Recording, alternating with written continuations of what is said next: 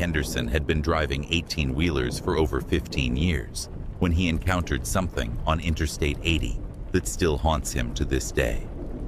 What started as a routine haul from Chicago to Sacramento in the winter of 2019 turned into a psychological nightmare that left him questioning everything he thought he knew about life on the road. It was around 2 a.m. on a Tuesday night when Mike first noticed the car. He was somewhere in the middle of Nebraska, cruising through a stretch of highway that seemed to go on forever under a moonless sky. The snow had been falling steadily for hours, creating a hypnotic curtain in his headlights. That's when he saw it in his mirrors. A dark sedan maintaining the exact same speed, about a quarter mile behind him. At first, Mike didn't think much of it. Plenty of drivers preferred to follow trucks through bad weather, using the semi's taillights as a guide and letting the bigger vehicle break through the worst of the wind and snow. But as the hours passed, something began to feel wrong. The car never got closer, never fell back, never changed lanes to pass. It just stayed there, perfectly positioned, like a shadow attached to his rig. Mike tried speeding up. The speedometer climbed to 70, then 75 miles per hour, faster than he should have been driving in those conditions. The car matched his speed exactly. He slowed down to 55, then 50. The car slowed too, maintaining that same precise distance. When Mike took the next exit to grab coffee and check his logbook, he watched in his mirrors as the car drove past the off-ramp without stopping, disappearing into the snowy darkness ahead. Relief washed over him as he sat in the truck stop diner, warming his hands around a cup of coffee. He convinced himself it had been a coincidence, just another driver heading west who happened to be going the same speed. But when Mike pulled back onto the interstate an hour later, his blood ran cold. There it was again, exactly where it had been before, sitting in his mirrors, like it had never left. The next few hours became a test of Mike's sanity. He tried every trick he knew, sudden lane changes, varying his speed, taking different routes through construction zones. Nothing worked. The car anticipated every move, staying locked in that same position behind him. What made it worse was that Mike could never get a clear look at the driver. The car's headlights created a glare in his mirrors, and whenever he tried to adjust them for a better view, the angle never seemed right. All he could make out was a dark silhouette behind the wheel. As dawn broke over Wyoming, Mike decided to make a test. He took an exit for a small town called Pine Ridge, barely more than a truck stop and a few houses scattered along the highway. He parked at the far end of an empty lot and waited, engine running, watching the entrance. 5 minutes passed, 10, then 15. Just as Mike began to think he'd finally lost his mysterious follower, the dark sedan appeared at the lot entrance. It didn't pull in. It just sat there at the edge of the road, waiting. Mike's hands were shaking as he grabbed his CB radio. "This is Big Mike on I-80. Anybody else seeing this crazy stuff out here?" The radio crackled with static before a voice came through, another trucker heading eastbound. "What kind of crazy stuff you talking about, driver?" Mike tried to explain, but as he spoke, he realized how insane he sounded. A car following him? So what? Trucks got followed all the time. But the eastbound driver's next words made Mike's blood freeze. "You know, that's funny you mention it. I passed a dark sedan about an hour ago, maybe hour and a half. Thing was just sitting on the side of the road, like it was waiting for something. Struck me as odd because there wasn't nothing wrong with it. No hazards, no hood up, driver just sitting there. When I went by, I could swear the guy turned his head to watch me pass." Mike looked out at the sedan still sitting at the lot entrance. The driver was facing his direction, motionless. "What mile marker was that?" Mike asked into the radio. When the other trucker gave him the location, Mike did quick math in his head. If the car had been sitting there an hour and a half ago, and Mike had been driving steady for the last 6 hours.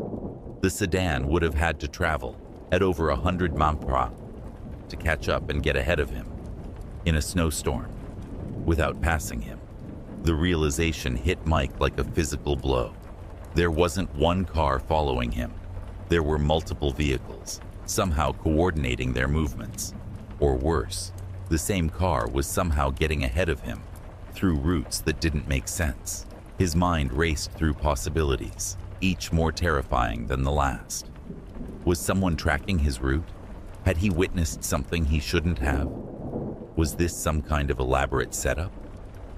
Mike made a decision that probably saved his life. Instead of continuing west, he turned around and drove back toward the truck stop where he'd had coffee. He needed to be around people, needed witnesses, needed to figure out what was happening. As he pulled back onto the interstate heading east, the sedan fell in behind him again, resuming its position like nothing had changed. At the truck stop, Mike parked under the brightest lights he could find and walked inside. He told the night manager about the car, asking if they had security cameras pointed at the lot. They did, but when they reviewed the footage, it showed Mike's truck arriving alone. The sedan was nowhere to be seen on the recording, even though Mike could see it clearly through the window, still sitting in the same spot. That's when Mike noticed something that made his stomach drop. The car's license plate was completely obscured by what looked like mud or snow, but in a pattern that seemed too deliberate to be natural. More disturbing was the realization that in all the hours he'd been watching this vehicle, he'd never seen it signal, never seen brake lights flash when it slowed down, never seen any indication that it was being driven by a normal person following normal traffic rules.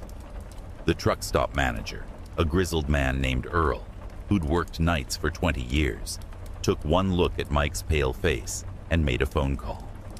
Within 30 minutes, a Wyoming state trooper arrived. Mike explained the situation, expecting to be dismissed as a paranoid driver who'd been on the road too long. Instead, the trooper listened carefully and then asked a question that chilled Mike to the bone. Has anyone else been asking about your route lately? Any unusual calls or messages? It turned out that over the past 6 months, several truckers had reported similar incidents on I-80, vehicles that followed them for impossible distances, always staying just out of clear sight, always maintaining the same mysterious distance. The state police had been quietly investigating, suspecting it might be connected to cargo theft or drug trafficking. But they'd never been able to catch the vehicles in the act or identify the drivers. The trooper escorted Mike to the state line, where a Colorado officer took over. The sedan followed them both, maintaining its distance even with a police car in the convoy. When they reached the Colorado border, something strange happened. The car suddenly accelerated, passed both vehicles at high speed, and disappeared into the pre-dawn darkness ahead. The state trooper tried to pursue, but lost sight of it within minutes. Mike never saw the sedan again after that night, but the experience changed him forever. He installed a dashcam system with multiple angles, started varying his routes randomly, and began carrying a GPS tracker that his wife could monitor from home. Most disturbing of all, he learned from talking to other drivers that the incidents on I-80 hadn't stopped. They'd just become more subtle, more careful to avoid law enforcement. To this day, Mike doesn't know who was in that car or what they wanted. The official investigation eventually went cold, with no arrests made and no clear motive established. Some truckers theorize it was an elaborate scouting operation for cargo theft. Others believe it was connected to human trafficking networks that use the interstate system. The darkest theories suggest it was something far worse. Predators who hunt the highways, looking for isolated drivers to target. Whatever the truth, Mike Henderson learned something that night that every trucker knows, but rarely talks about. The highways aren't just roads connecting cities. They're hunting grounds where the rules of normal society don't always apply, where predators move in the shadows between truck stops and rest areas, and where a driver's greatest enemy isn't mechanical failure or bad weather. It's the realization that someone, somewhere, is watching every move you make. Mike still drives truck, but he's never forgotten the lesson of that winter night in Nebraska. Sometimes, the most terrifying thing you can encounter on a dark highway isn't what you can see, it's what you can't see, following just close enough to let you know it's there, waiting for the right moment to make its move.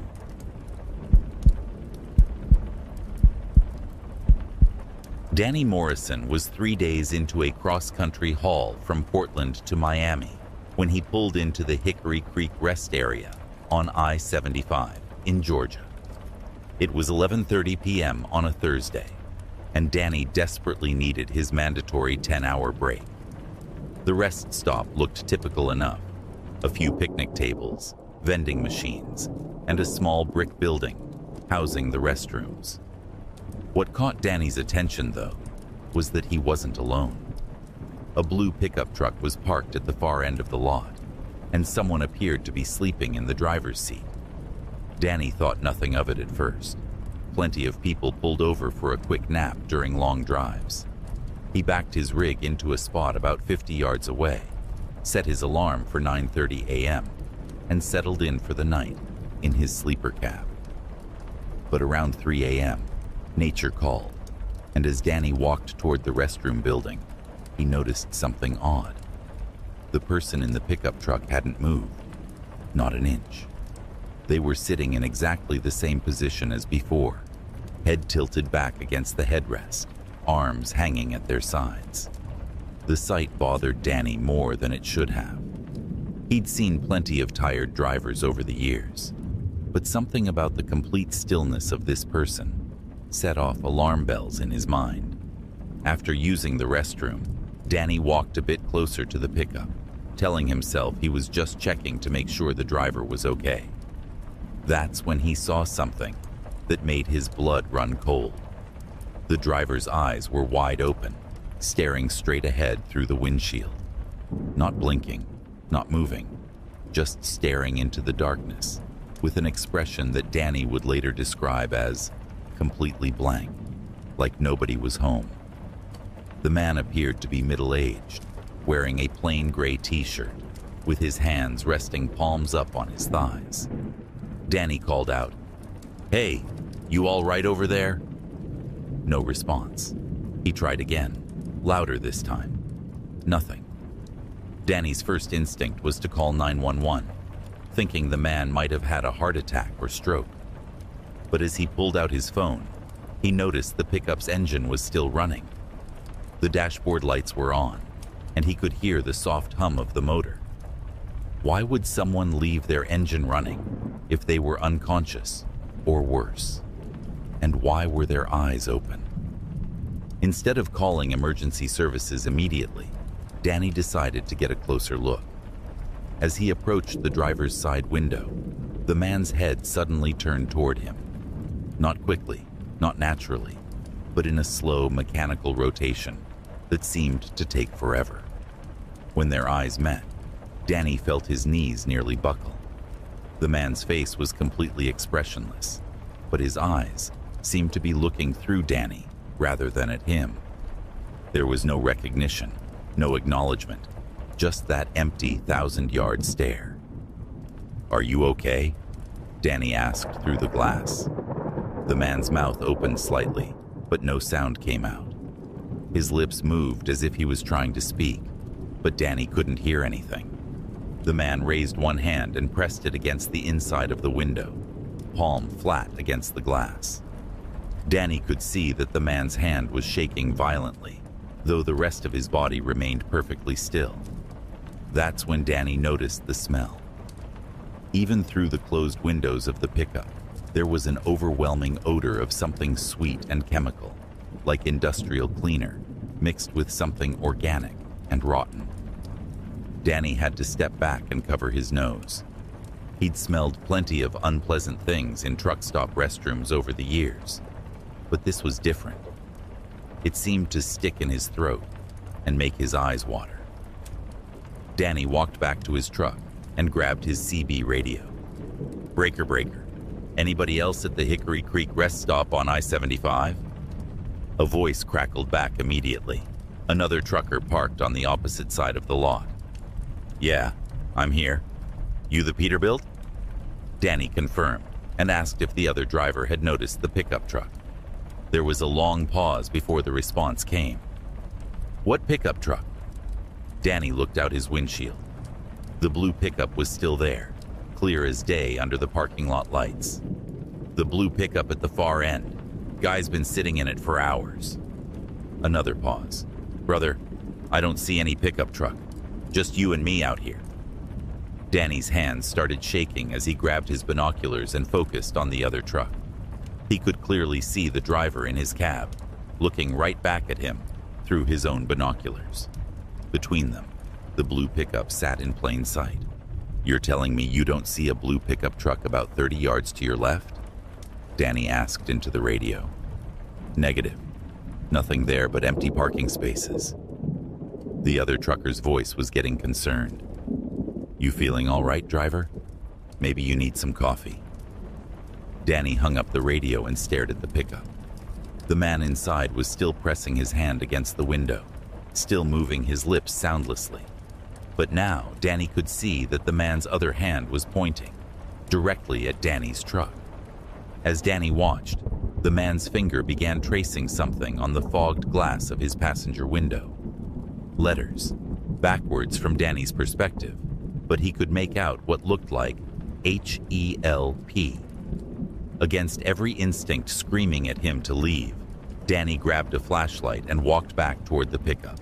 As he got closer, he could see that the man inside was sweating profusely, despite the cool Georgia night. His gray t-shirt was soaked through, and condensation was fogging up all the windows from the inside. The chemical smell was getting stronger, making Danny's head spin and his stomach churn. Danny tapped on the window and pointed toward the door handle, miming for the man to unlock it. The man's eyes widened with what looked like terror, and he shook his head frantically. His mouth opened wider, and Danny could see that he was definitely trying to scream, but no sound was coming out. The man pointed to something Danny couldn't see, somewhere below the dashboard, and then made a cutting motion across his throat. That's when Danny noticed the pickup's license plate. It was from Michigan, but what made his blood freeze was the registration sticker. It had expired 3 years ago. Danny walked around to the front of the vehicle and shined his flashlight on the windshield. The inspection sticker was also years out of date, and there was something else that didn't make sense. The truck looked old, not classic old, but neglected old. The paint was faded, there were rust spots along the wheel wells, and the tires looked like they hadn't been changed in years. But when Danny had first seen it, he could have sworn it looked much newer. Danny decided to call 911, but when he pulled out his phone, he had no signal. That was impossible. He'd used his phone just hours earlier to check in with his dispatcher. He walked toward the restroom building, holding his phone up, trying to find even one bar. Nothing. It was as if the entire rest stop had become a dead zone. When Danny turned back toward the trucks, his heart nearly stopped. The blue pickup was gone, not driving away, just gone, as if it had never been there at all. The parking space was empty, with no tire marks, no oil stains, nothing to indicate a vehicle had ever been there. Danny ran to the spot where the truck had been parked and shined his flashlight on the asphalt. It was bone dry, despite the heavy dew that had settled everywhere else in the lot. Danny spent the rest of the night in his cab with the doors locked, unable to sleep. When other truckers started arriving around dawn, he asked each one if they'd seen a blue pickup truck. None had. When he described the man he'd seen, one of the older drivers gave him a strange look and asked, "You ever hear about the Hickory Creek incident?" It turned out that 3 years earlier, a man named Robert Finch had been found dead in his blue pickup truck at that exact rest stop. According to the police report, Finch had been missing for 2 weeks before a trucker found his body. The cause of death was listed as poisoning from industrial chemicals, though investigators never determined whether it was accidental or intentional.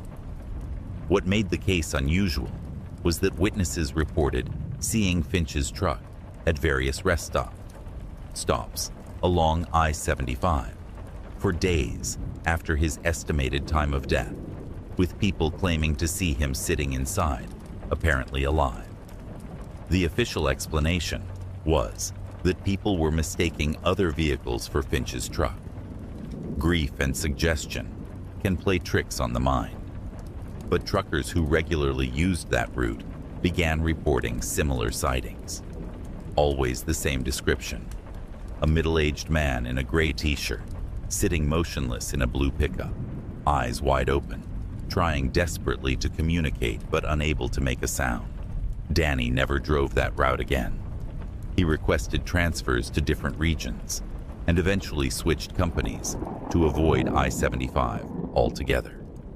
But he couldn't escape the memory of that night, especially the look of pure terror in the man's eyes and the way he'd tried so desperately to ask for help that would never come. The Georgia Department of Transportation eventually closed the Hickory Creek Rest Area for renovations that never seemed to finish.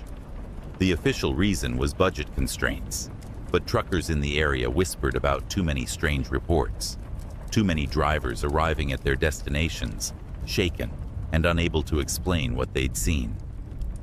Danny learned something that night that every veteran trucker eventually discovers. The road holds on to certain memories, certain moments of trauma and desperation. And sometimes, when conditions are just right, those memories bleed through into the present, reaching out to anyone unlucky enough to be in the wrong place at the wrong time, begging for help that can never be given.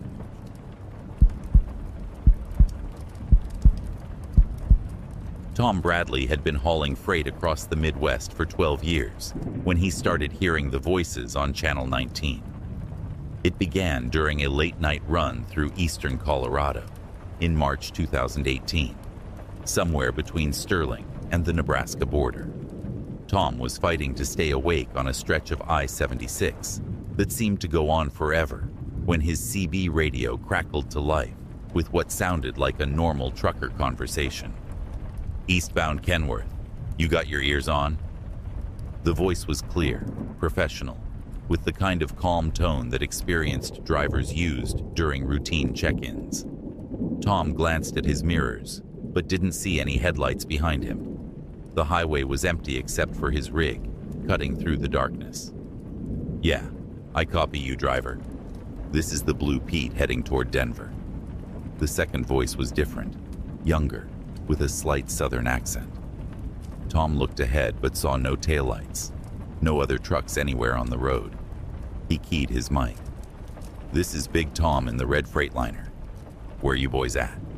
I don't see anybody else out here." Silence.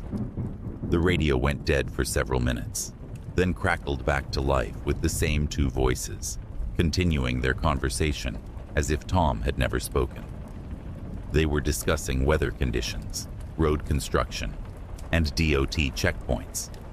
Typical trucker talk.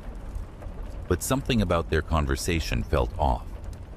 They mentioned construction on I-80 in Iowa that Tom knew had been completed months ago. They talked about a way station in Kansas that had been permanently closed the previous year. Tom tried breaking in again. "Hey, you guys talking about the construction on I-80? That's been done since last fall." Again, no response. The voices continued their outdated conversation, discussing road conditions and detours for construction projects that no longer existed. Over the next hour, Tom began to notice a pattern. The conversation was looping. Every 23 minutes, it would start over with the exact same exchange. "Eastbound Kenworth. You got your ears on?"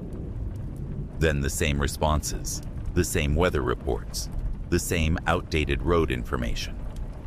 Tom timed it carefully, and the loop was precise to the second. When Tom stopped at a truck stop outside Big Springs, Nebraska, he asked the night clerk about CB radio interference in the area. The clerk, a thin man with tired eyes, gave Tom a strange look. "You heard them too, huh?" He leaned across the counter and lowered his voice. "Happens about once a month. Always the same two guys, always talking about roads that ain't been torn up in years. Been going on for about 2 years now." The clerk explained that several truckers had reported the phenomenon. The voices always appeared on Channel 19 between midnight and 4 a.m., always in the same stretch of highway between Sterling and Big Springs. Local ham radio operators had tried to triangulate the signal, but it seemed to come from everywhere and nowhere at once. The FCC had investigated, but found no unauthorized transmitters in the area. "Thing is," the clerk continued, "we looked into those construction projects they're always talking about. Found some old DOT records and trucker forums. 2 drivers were discussing those exact same road conditions back in early 2016. Names were Jake Morrison and Eddie Valdez. Both of them died that winter." Tom felt a chill run down his spine. "How'd they die?" "Car accident on I-76, right around mile marker 165. Black ice, middle of the night. Jake was in a blue Peterbilt. Eddie was driving a Kenworth. Head-on collision during that big storm we had in February 2016. Both trucks went off the road and down an embankment. They were talking on their CBs right up until the crash, according to the accident report." Tom looked at his route map. Mile marker 165 was exactly where he'd first heard the voices. Despite the clerk's story, Tom convinced himself it was just a coincidence. Radio signals could do strange things, especially in flat, empty areas like eastern Colorado. Dead truckers talking on CB radios was the kind of story that got passed around truck stops until it grew into legend. But as Tom continued his route east, the voices returned right on schedule at mile marker 165. This time, Tom was ready. He had his phone recording and was taking detailed notes. The conversation started exactly the same way, but as Tom listened more carefully, he began to hear something that made his blood freeze. In the background of the transmission, very faintly, he could hear what sounded like wind howling and metal creaking. Occasionally, there would be a sound like breaking glass or twisting steel. But what terrified Tom most was that he began to hear a third voice, his own. Faintly in the background, he could hear himself saying, "This is Big Tom in the red Freightliner. Where you boys at?" It was his exact words from the previous night, played back as part of the loop. Tom grabbed his mic. "Jake? Eddie? Can you hear me?" The conversation stopped immediately. Dead silence for almost a full minute. Then Jake's voice came back, but different this time. Strained, urgent. "Who's that? Who knows our names?" "This is Tom. I'm driving through your area. Are you guys okay?" Eddie's voice joined in, panicked. "Tom, we can't see the road, Tom. Everything's spinning. The ice. There's black ice everywhere. We're going too fast." Tom's hands were shaking as he keyed the mic again. "Jake, Eddie, listen to me. You need to slow down. There's black ice on the road." "We can't slow down." Jake's voice was getting more frantic. "The brakes aren't working. Eddie, can you see anything? I can't see past my windshield." "Nothing but white," Eddie screamed back. "It's all white. Tom, help us. We're going to crash." Then Tom heard the sound that would haunt him for the rest of his life. The sickening crunch of metal against metal, the explosion of glass, and 2 voices screaming in unison before the radio went silent. Tom pulled over immediately, his heart pounding so hard he thought he might have a heart attack. He sat in his cab for 20 minutes, trying to process what he'd just heard. When he finally keyed his mic again, the normal conversation loop had resumed, as if nothing had happened. Jake and Eddie were back to discussing weather and construction, their voices calm and professional. Tom drove straight through to his destination without stopping, arriving 8 hours early. He called his dispatcher and requested a different route for his return trip. When asked why, Tom couldn't bring himself to explain. How do you tell someone you just had a conversation with two dead truckers who were still trying to warn other drivers about the black ice that killed them? Over the following months, Tom researched the accident extensively. He found newspaper articles, police reports, and forum posts from other truckers who knew Jake and Eddie. The official report confirmed that both men had been using their CB radios right up until the moment of impact, trying to warn each other about the dangerous road conditions. What Tom discovered next made everything worse. Other truckers had reported similar experiences on that stretch of I-76, but with a disturbing pattern. Several drivers claimed that after hearing the voices and trying to communicate with them, they'd later been involved in accidents themselves. Nothing fatal, but close calls, sudden brake failures, unexpected ice patches, mechanical problems that seemed to come out of nowhere. Tom began to wonder if Jake and Eddie weren't just trapped in some kind of radio loop, but were somehow trying to prevent other drivers from suffering their fate. Or maybe, in their confusion and panic, they were inadvertently causing the very accidents they were trying to prevent. The last time Tom drove through that area was 6 months later, on a different route that skirted the edge of the phenomenon zone. As he passed mile marker 160, his radio crackled to life one final time. But instead of the usual loop, he heard something different. Jake's voice, clear and calm. "Thanks for listening, Tom. We've been trying to warn people for so long. Maybe now we can rest." Tom never heard the voices again, and according to reports from other truckers, the radio transmissions stopped completely around that same time. The stretch of I-76 where Jake Morrison and Eddie Valdez died became just another piece of highway, with no unusual radio activity and no more unexplained accidents.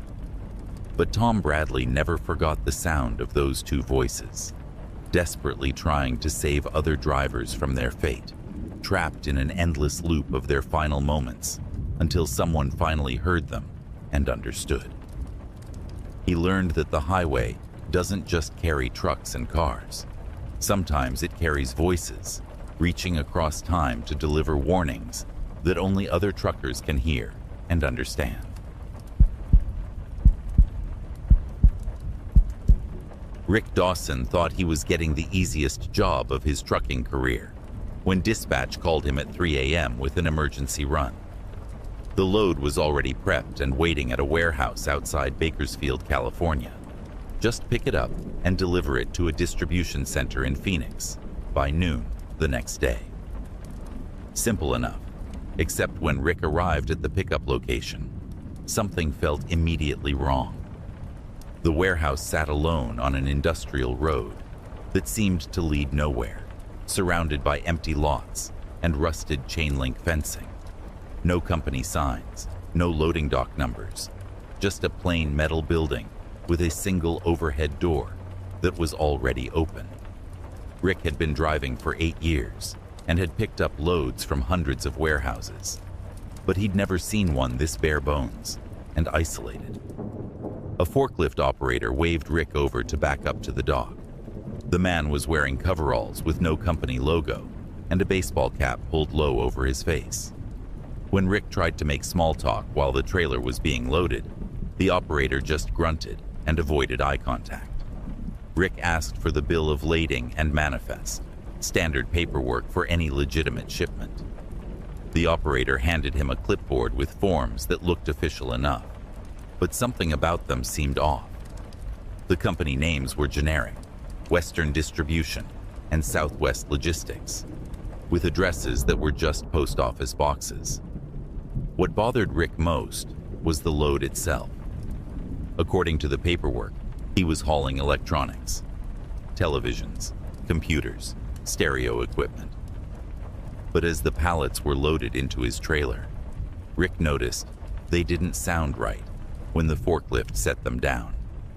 Electronics shipments usually had a certain weight distribution and made specific sounds when moved. These pallets thudded onto his trailer floor with a weight that seemed wrong, too heavy in some places, too light in others. The forklift operator finished loading and immediately disappeared back into the warehouse without securing Rick's trailer or checking the load distribution.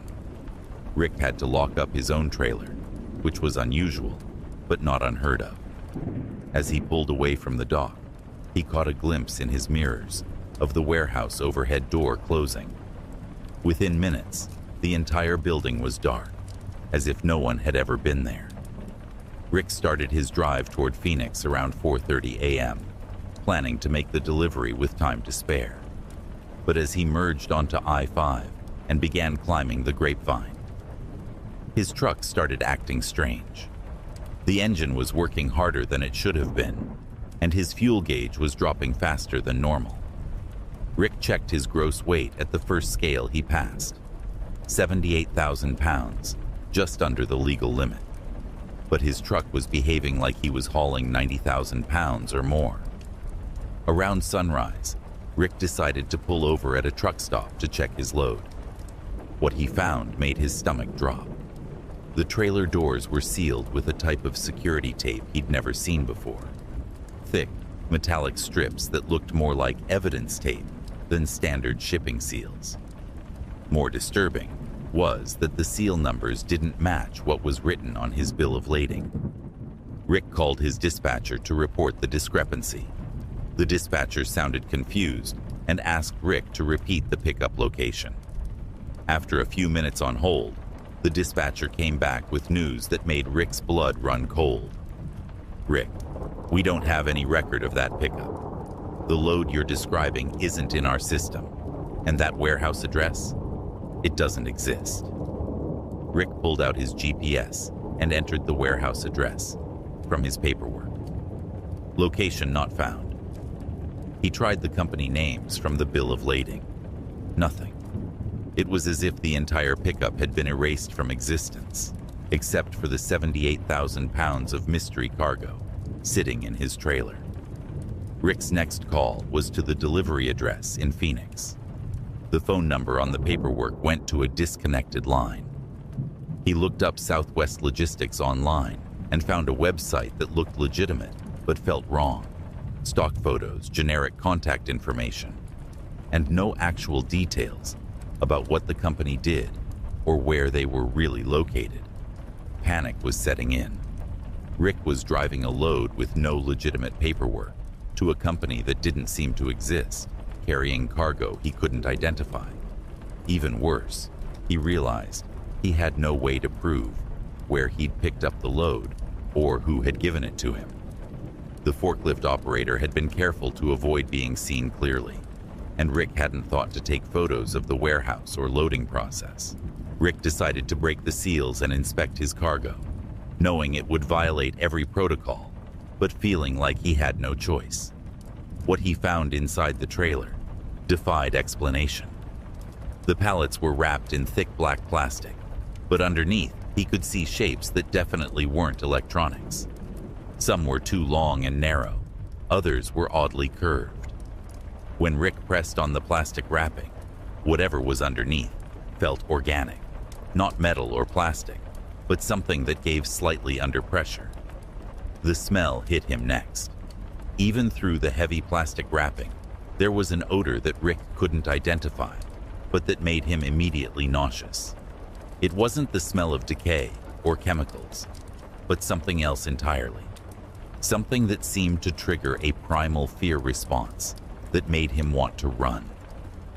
Rick rewrapped the pallets as best he could and sealed his trailer, but he couldn't unsee what he'd found. He called the highway patrol, explaining that he suspected he was carrying illegal cargo. The officer who responded seemed skeptical, but agreed to inspect the load. When they opened the trailer together, Rick's heart nearly stopped. The pallets were gone. The entire trailer was empty except for a few scattered pieces of normal electronic equipment, a couple of old televisions, and some computer monitors that looked like they'd been sitting in storage for years. The officer looked at Rick like he was losing his mind. "This is what you called us about? Some used electronics?" Rick tried to explain about the mysterious pickup, the non-existent companies, the strange weight distribution. But standing in an empty trailer with a skeptical highway patrol officer, Rick realized how insane he sounded. The officer ran Rick's paperwork and found everything in order: legitimate shipping documents for a load of used electronics from a real company to a real destination. The delivery in Phoenix went smoothly. The receiving dock workers knew exactly what load Rick was bringing and had been expecting him. They unloaded the electronic equipment efficiently and had Rick sign delivery confirmation papers. When Rick asked about the strange pickup circumstances, they looked confused. According to their records, the shipment had come from a regular supplier they'd been working with for years. Rick drove home, but he couldn't shake the feeling that something was fundamentally wrong with what had happened. He researched the warehouse address again and found something that made his hands shake. The building did exist, but it had been abandoned for over 3 years. The last company to operate there had been shut down by federal investigators for reasons that were never made public. Even more disturbing, Rick found online forums where other truckers discussed similar experiences. Mysterious loads picked up from warehouses that didn't seem to exist, cargo that changed or disappeared during transport, and deliveries that somehow completed successfully despite impossible circumstances. The truckers who shared these stories all described the same feeling Rick had experienced: the certainty that they had been carrying something they weren't supposed to see, something that operated outside normal logistics networks. Rick never took another emergency load from dispatch. He started researching every shipment carefully, verifying pickup and delivery locations before accepting jobs. But he couldn't escape the growing suspicion that the trucking industry, with its millions of shipments and thousands of miles of highway, was the perfect cover for moving things that weren't supposed to exist in official records. The most unsettling part wasn't what Rick had carried that night, but the realization that it had happened seamlessly. Someone had arranged for him to transport mysterious cargo using fake paperwork to non-existent companies, and somehow it had all worked perfectly. The system had accommodated the impossible, suggesting that Rick's experience wasn't unique. It was part of something much larger and more organized. Rick learned that the highways carry more than legitimate freight. Hidden within the normal flow of commerce, there are shipments that exist in the spaces between official records, carried by drivers who are carefully selected and then made to forget what they've seen. And sometimes, when a driver asks too many questions or looks too closely at what they're hauling, reality itself seems to shift to cover the tracks of whatever shadow network operates just beyond the edge of normal trucking operations.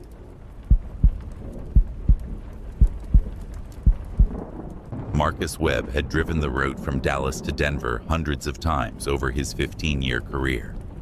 But on that foggy October night in 2019, something went terribly wrong. What should have been a straightforward run up I-35 through Oklahoma turned into a nightmare that Marcus still can't fully explain to this day. The trouble started around 11 p.m., somewhere north of Oklahoma City. Marcus had been driving in thick fog for about an hour, visibility down to maybe 50 feet. He was following his GPS religiously, staying in the right lane at a steady 45 miles per hour, when his navigation system suddenly announced recalculating route and directed him to take the next exit. Marcus found this odd. He'd driven this exact route dozens of times and had never needed to exit there before. But GPS systems got updated all the time, and Marcus figured there might be construction or an accident ahead that required a detour. He followed the directions, taking exit 126 onto what appeared to be a state highway heading northwest. The road looked legitimate enough. 2 lanes in each direction, proper lane markings, and standard highway signs. What bothered Marcus was that he couldn't remember ever seeing this exit before, despite having passed this way countless times. For the first 20 minutes, everything seemed normal. The GPS showed him making progress toward Denver, following a route that curved through what appeared to be rural Oklahoma farmland. But as Marcus continued driving, he began to notice inconsistencies that made his stomach tighten with unease. The mile markers were wrong. Marcus had been keeping track of them out of habit, and they didn't follow any logical sequence. He'd see marker 47, then 23, then 61, as if the highway department had installed them randomly. Even more disturbing, some of the markers appeared to be handmade, rough wooden posts with spray-painted numbers that looked nothing like official DOT signage. Marcus tried his CB radio to check in with other drivers, but all he got was static. His cell phone showed no signal, which wasn't unusual in rural areas, but combined with everything else, it added to his growing anxiety. He decided to pull over at the next truck stop or rest area to get his bearings, but despite driving for over an hour on what appeared to be a major highway, he hadn't seen a single service station, restaurant, or even a rest area. That's when Marcus noticed the other vehicles. There were cars and trucks on the road with him, but something about them felt wrong. They all seemed to be older models, nothing newer than maybe 2010, and they maintained perfect spacing, as if they were all following some predetermined pattern. No one was passing anyone else, no one was changing lanes, and Marcus never saw anyone enter or exit the highway. Marcus tried to pass a slow-moving sedan that had been in front of him for miles. As he pulled into the left lane and drew alongside the car, he glanced over at the driver. What he saw made his hands clench the steering wheel so hard, his knuckles went white. The driver was staring straight ahead with an expression of absolute terror, eyes wide, mouth slightly open, gripping the steering wheel like his life depended on it. When the driver noticed Marcus looking, he turned his head slowly and mouthed a single word: "Help." Marcus honked his horn and tried to gesture for the driver to pull over, but the man just shook his head frantically and pointed ahead, as if he couldn't stop. Marcus fell back behind the sedan and noticed that all the other vehicles on the road had similar drivers, people who looked scared, confused, and somehow trapped in their vehicles. The GPS continued to cheerfully announce directions, showing Marcus making steady progress toward Denver. But when he checked the estimated arrival time, it showed he had been driving for over 6 hours, despite his truck's odometer indicating he'd only traveled about 200 miles. Even more impossible, his fuel gauge hadn't moved at all during the entire detour, as if his truck wasn't actually consuming diesel. Marcus decided to ignore the GPS and find a way back to I-35. He took the next exit, hoping to turn around or find a road that would lead him back to familiar territory. But the exit led to a road that simply ended after about a mile, not at a dead end or a construction barrier, but at what appeared to be a cornfield where the asphalt just stopped, as if the road had never been finished. When Marcus turned around and drove back to the highway, he found something that made his blood freeze. The exit he had just taken was gone. There was no off-ramp, no overpass, no indication that an exit had ever existed there. The highway continued in both directions with unbroken guardrails and no breaks in the pavement. Marcus keyed his CB radio again, desperate to make contact with anyone. This time, he got a response, a weak, static-filled voice saying, Breaker 19, this is Lost Leader. Anybody else stuck on the Phantom Highway? Marcus grabbed his mic so fast, he nearly dropped it. Lost Leader, this is Big Marcus. What do you mean, Phantom Highway? The voice came back clearer now. You've been driving for hours but getting nowhere? Seeing the same mile markers over and over? Cars that won't stop or change lanes? Marcus confirmed all of these details. Yeah, you're on it too. How long you been stuck? Marcus checked his logbook. According to his records, he'd been driving for 8 hours, but his truck's clock showed it was still 11:47 p.m., less than an hour after he'd first taken the mysterious exit.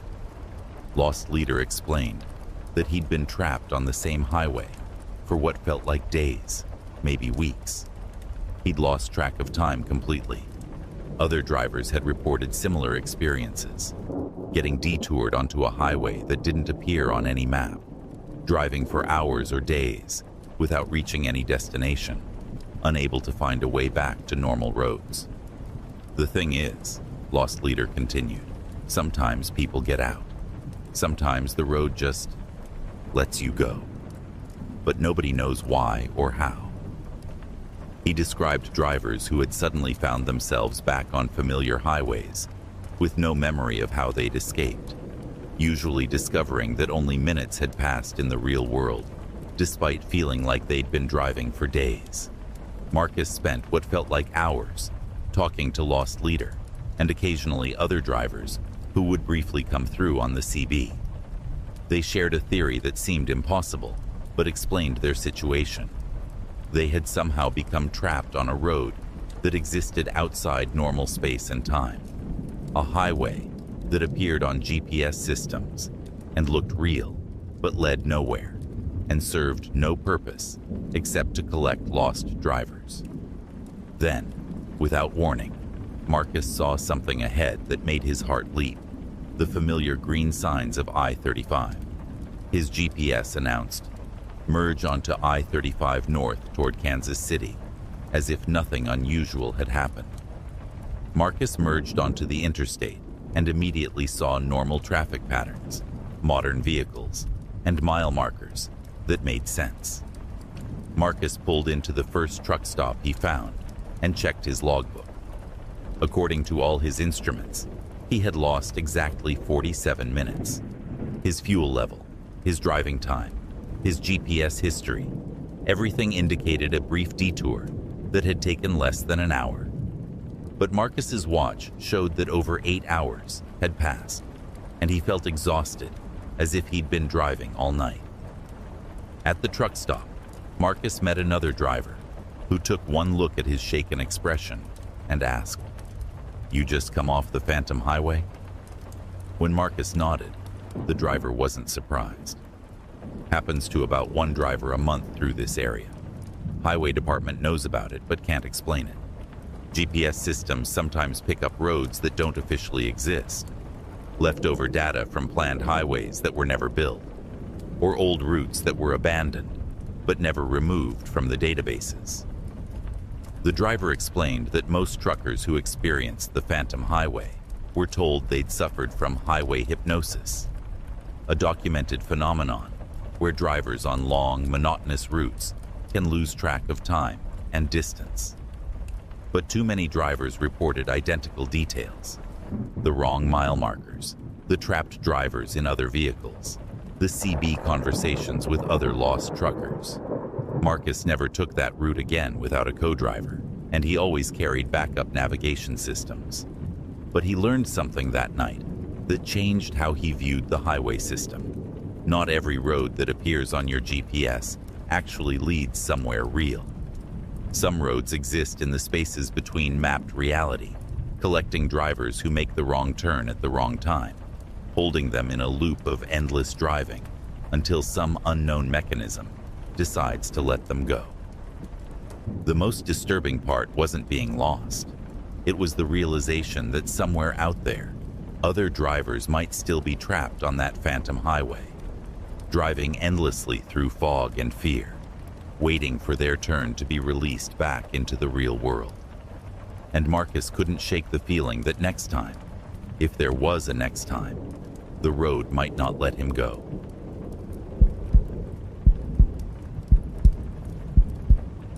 Carl Henderson was running dangerously low on fuel when he spotted the truck stop off Highway 50 in Nevada.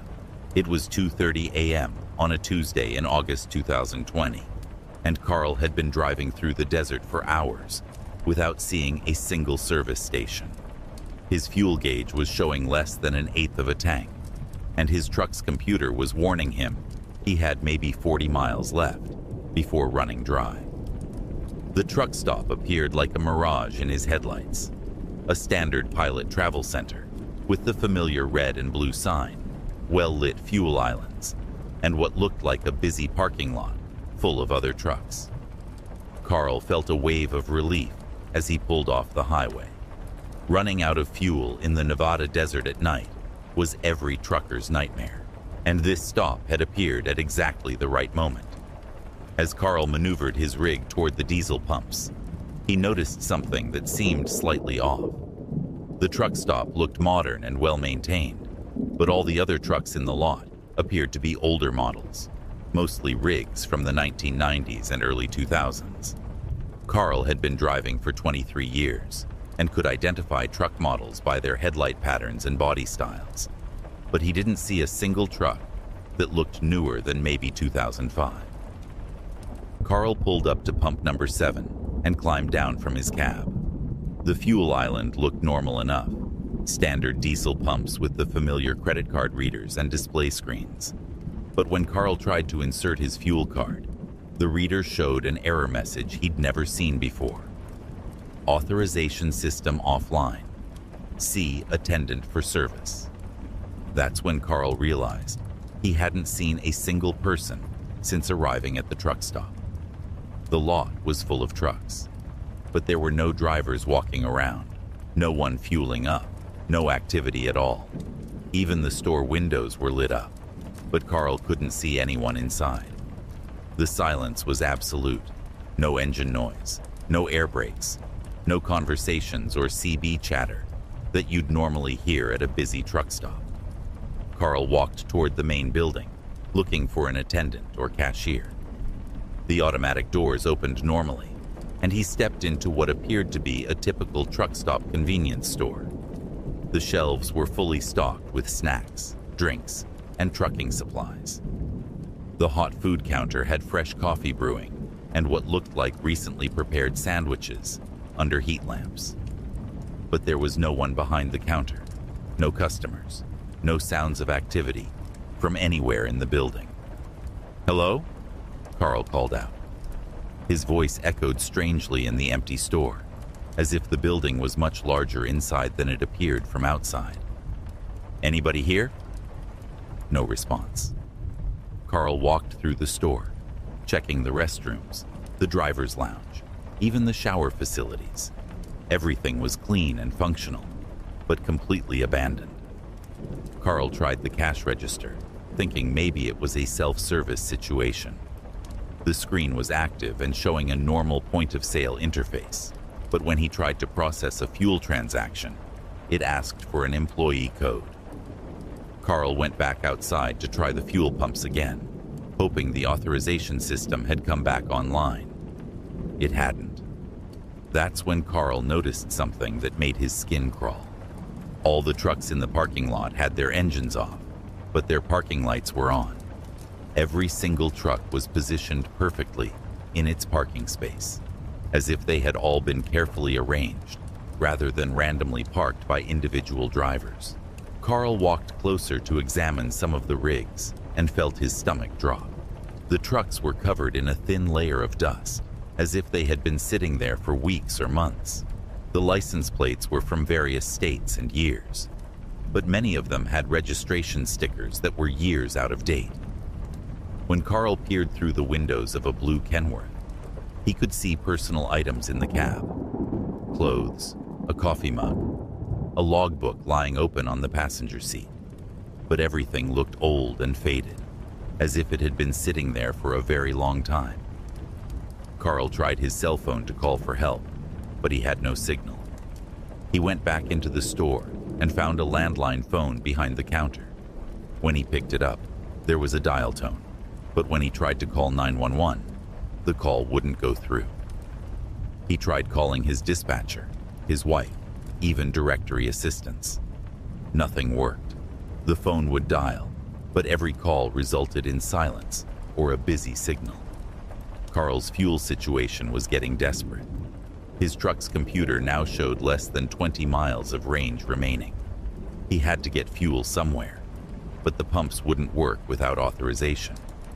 In desperation, Carl tried to find a way to manually activate the pumps or locate an emergency fuel supply, but everything required electronic authorization that he couldn't access. That's when Carl heard the sound that would haunt him for years, the distant rumble of a diesel engine starting up. He ran outside and saw one of the older trucks, a maroon Peterbilt from the late 1990s, beginning to move. The truck pulled out of its parking space slowly and methodically, its headlights cutting through the desert night. Carl ran toward it, waving his arms and shouting, desperate to flag down the driver. But as the truck passed under the bright lights of the fuel islands, Carl saw something that made him stop running. The cab was empty.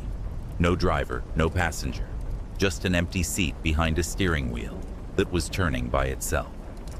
The truck continued out of the lot and back onto Highway 50, disappearing into the darkness as its taillights faded from view.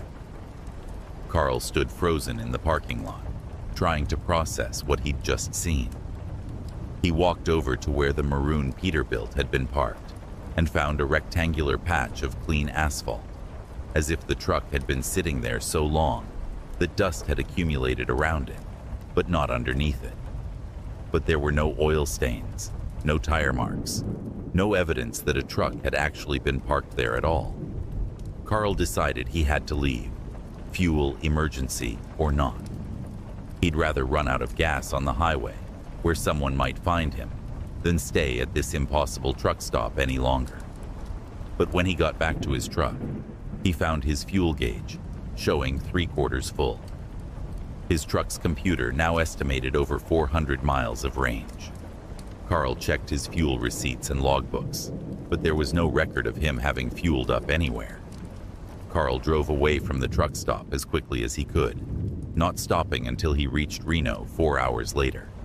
At the first normal truck stop he found, he filled up his tank and asked the cashier about the Pilot Travel Center on Highway 50. The cashier gave him a confused look. There's no pilot station on that stretch of 50. Closest one is about 60 miles north of there. Been closed for renovation for the past 6 months. Carl researched the location extensively over the following weeks. According to satellite imagery and mapping services, there was no truck stop at the coordinates where he'd stopped. The area showed nothing but empty desert. But when Carl talked to other drivers who regularly ran the Nevada routes, several told him similar stories, finding fuel stops that shouldn't exist, filled with trucks that looked abandoned, staffed by no one. One driver, an old-timer named Pete, who'd been running those routes for 30 years, told Carl something that made his blood run cold. "You ain't the first driver to tell me about that place. Thing is, every driver who's been there describes the same trucks in the lot. Same colors, same models, same parking arrangement. Like they're always there, waiting." Pete explained that over the years, several drivers had gone missing on that stretch of Highway 50.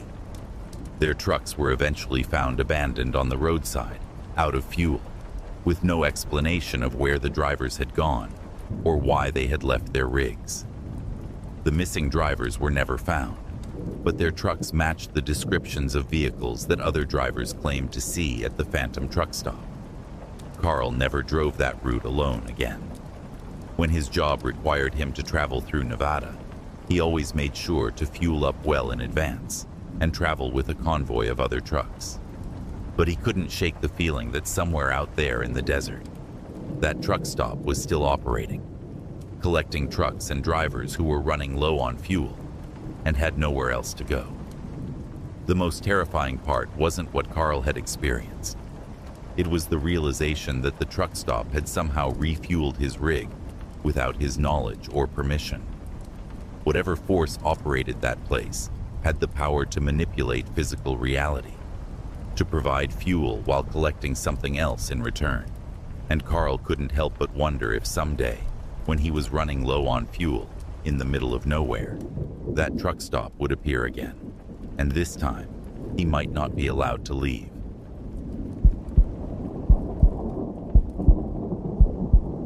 Steve Kowalski had been hauling freight across the country for 19 years when he encountered something on I-40 through Arizona that still gives him nightmares. It was a scorching July afternoon in 2021, and Steve was pushing hard to make a delivery deadline in Flagstaff. The desert heat was brutal, even with his air conditioning running full blast, and the endless stretch of asphalt seemed to shimmer like water in the distance. Steve first noticed the other truck around 2 p.m., somewhere between Winslow and Flagstaff. It appeared in his passenger side mirror, a red Peterbilt that looked almost identical to his own rig. At first glance, Steve thought it was just another trucker running a similar route, but as the miles passed, something about the truck began to bother him. The red Peterbilt maintained a perfect position alongside Steve's truck, staying just far enough back to remain in his mirror, but never attempting to pass or fall behind. Steve tried speeding up to 70 mph, then slowing down to 60. The other truck matched his speed exactly, maintaining that precise distance like it was connected to Steve's rig by an invisible tether. What made Steve's skin crawl was how similar the trucks were. Both were red Peterbilt 379s from the same model year. Both had identical chrome packages and similar trailer configurations. Even the wear patterns on the other truck's front bumper seemed to match the damage on Steve's own rig from a minor fender bender he'd had 6 months earlier. Steve tried his CB radio to make contact with the other driver. "Red Pete in the right lane. This is Red Pete in the left lane. You got your ears on?" No response. Steve tried again on different channels, but the radio remained silent. He could see the other truck clearly in his mirror, could make out the CB antenna on top of the cab, but couldn't raise the driver on any frequency. As Steve studied the other truck more carefully, he noticed details that made his hands tighten on the steering wheel. The license plate was obscured by road dust, but he could make out what looked like the same state abbreviation as his own plates. The DOT numbers on the cab door were positioned exactly where Steve's were, though he couldn't read them clearly at this distance. Steve decided to test something. He signaled for a lane change and moved to the right lane. The other truck immediately moved to the left lane, maintaining the same relative position. Steve changed back to the left lane, and the other truck mirrored his movement perfectly. It was as if the other driver was anticipating Steve's actions, or somehow knew what he was going to do before he did it. The game of mirror movements continued for over an hour. Every time Steve adjusted his position, changed lanes, or altered his speed, the other truck responded instantly and precisely. Steve began to feel like he was driving alongside his own reflection, except this reflection had taken on a life of its own and was following him across the Arizona desert. Around 4 p.m., Steve pulled into a truck stop in Flagstaff to fuel up and take a mandatory break. As he maneuvered toward the diesel pumps, he watched in his mirrors for the red Peterbilt. The truck followed him into the lot, but didn't stop at the fuel islands. Instead, it parked at the far end of the lot, in a spot where Steve could barely see it, but where the driver would have a clear view of Steve's truck. Steve finished fueling and walked toward the main building, but he kept glancing back at the other truck. From this distance, he could see that someone was sitting in the driver's seat, but the figure was motionless and appeared to be staring directly at Steve.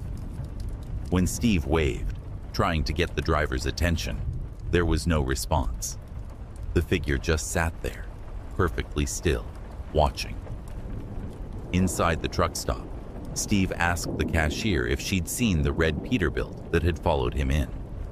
She looked out the window toward the parking lot and shook her head. "I don't see any red Pete out there except yours."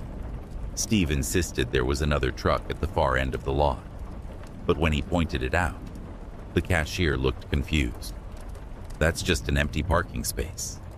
Steve rushed outside and looked toward where he'd seen the other truck. The parking space was indeed empty, with no tire marks or oil stains to indicate a truck had ever been there. But Steve could have sworn he'd seen it just minutes earlier.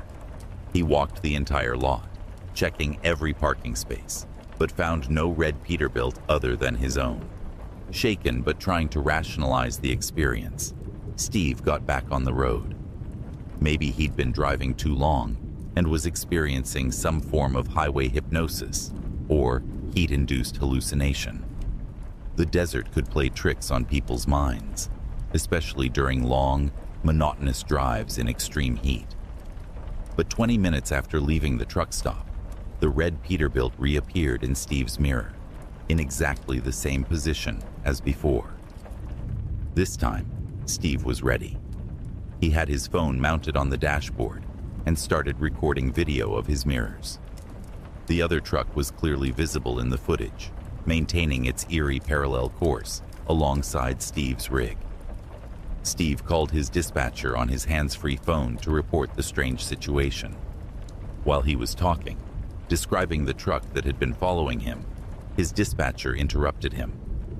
"Steve, you're breaking up. It sounds like there's an echo on the line. I'm hearing everything you say twice, like someone else is saying the exact same words a split second after you." Steve stopped talking and listened. His dispatcher was right. There was a faint echo, as if someone else was repeating Steve's words with perfect timing and inflection. Steve looked in his mirror at the red Peterbilt and noticed that the driver appeared to be holding something to his ear, like a phone or CB microphone. Steve ended the call and tried his CB radio again. This time, he heard something that made his blood freeze. His own voice was coming through the radio, repeating everything he'd said during his phone call with dispatch. But the voice was speaking about 30 seconds behind, as if someone had recorded Steve's conversation and was playing it back with a delay. "This is Red Pete on I-40 eastbound," Steve heard his own voice say through the CB. "I've got another truck following me, identical to mine." But Steve hadn't said those words on the CB. He'd said them to his dispatcher on the phone.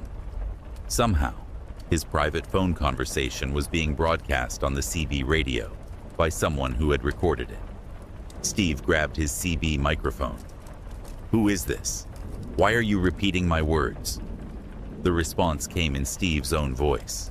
"Who is this? Why are you repeating my words?" The timing was perfect, as if the other driver was listening to Steve's live transmission and immediately repeating it back to him. Steve decided to conduct an experiment. He keyed his mic and said, "My name is Steve Kowalski, and I drive for Wilson Trucking." Immediately, his own voice came back through the CB. "My name is Steve Kowalski, and I drive for Wilson Trucking." But as Steve listened more carefully, he noticed subtle differences. The inflection was slightly off, like someone doing a very good impression of his voice, but not quite getting it perfect. The situation escalated when Steve tried to break the pattern. He said something random. "The elephant flies at midnight." But instead of repeating those words, the voice on the CB said something that made Steve's heart stop. Steve Kowalski is afraid. Steve Kowalski doesn't understand what's happening to him. Steve hadn't said those words out loud, but they were true. He was afraid, and he didn't understand what was happening.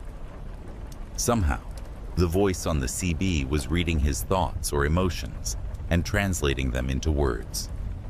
Steve looked in his mirror at the red Peterbilt, and for the first time, he could see the driver clearly. It was himself.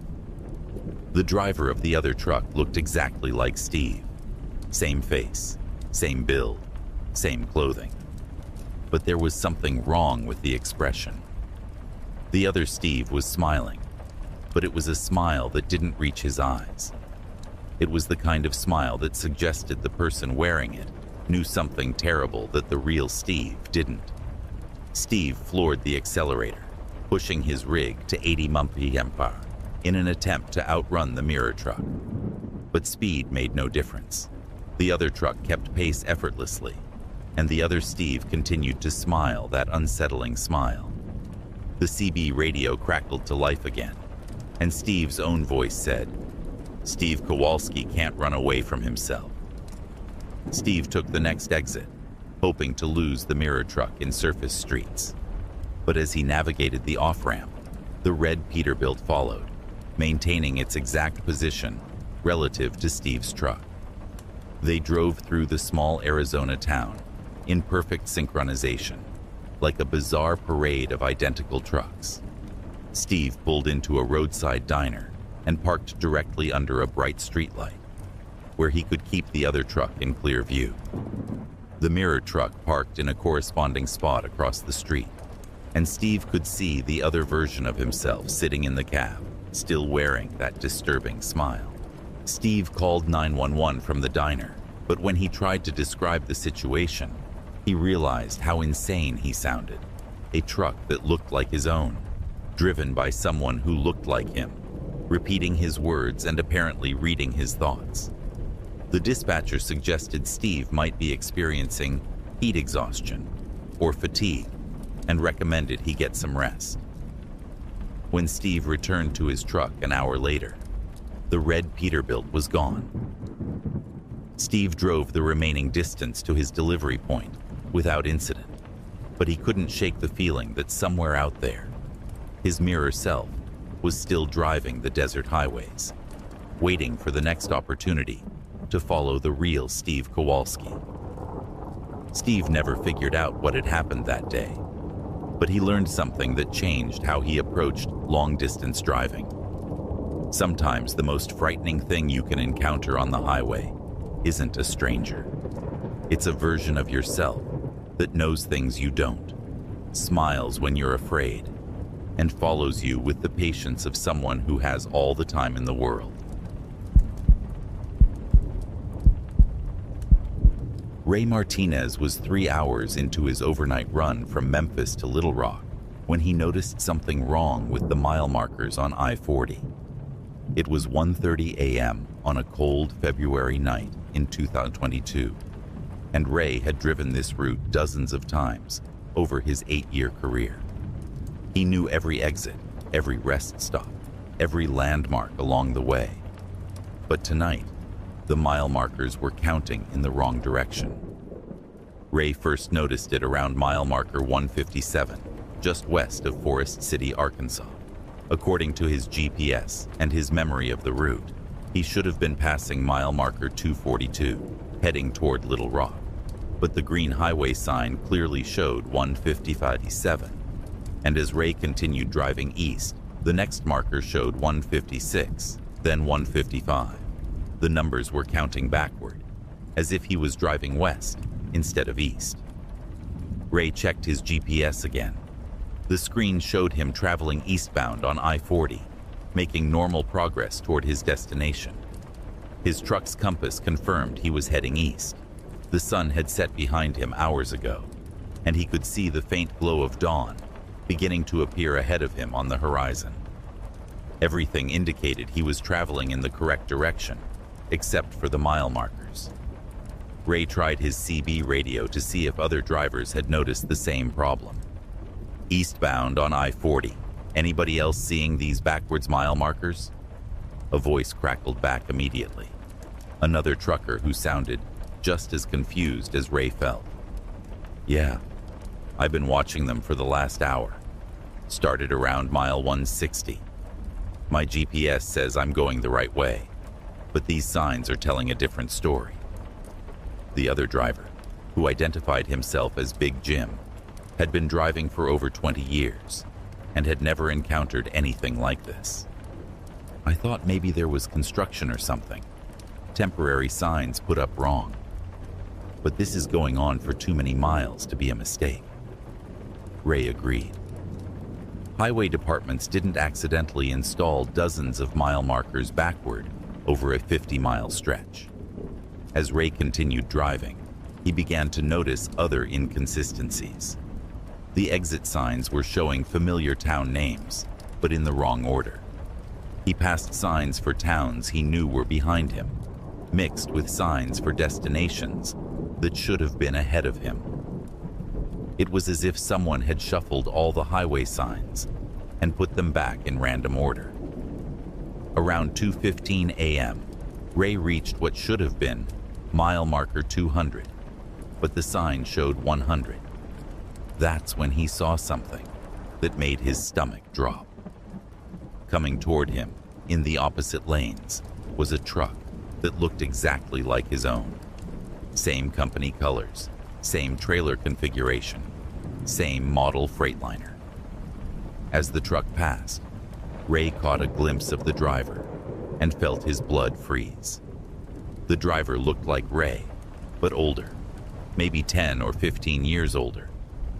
The man had Ray's face, but with more gray hair, deeper wrinkles, and an expression of exhaustion that Ray had never seen in his own mirror. The older version of Ray was gripping the steering wheel with white knuckles and staring straight ahead with the kind of desperate focus that comes from driving far too long without rest. Ray grabbed his CB radio. "Big Jim, you still out there? I just saw something that's got me spooked." But when Big Jim responded, his voice sounded different, older, more tired. "Ray, is that you? I've been driving this same stretch for, God, I don't know how long. The mile markers keep going backward, but I never seem to get anywhere." Ray looked at his GPS. According to the screen, he had been driving for 3 hours and had covered 180 miles. But when he checked his odometer, it showed he had only traveled 20 miles since leaving Memphis. The math didn't add up. Ray had been driving at highway speeds for hours, but his truck's instruments indicated he had barely moved. "Big Jim," Ray said into his radio, "how long you been on this stretch of road?" The response came back weak and staticky. "Since last Tuesday, I think. Or maybe it was last month. Time's getting hard to keep track of. The sun comes up, then it goes down, but the mile markers just keep counting backward. I keep driving, but I never reach mile marker 0. Ray felt panic rising in his chest.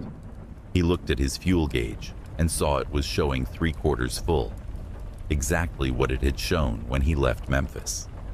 His engine temperature was normal, his oil pressure steady. It was as if his truck was running, but not actually consuming fuel or accumulating wear, as if he was driving in place on some kind of cosmic treadmill.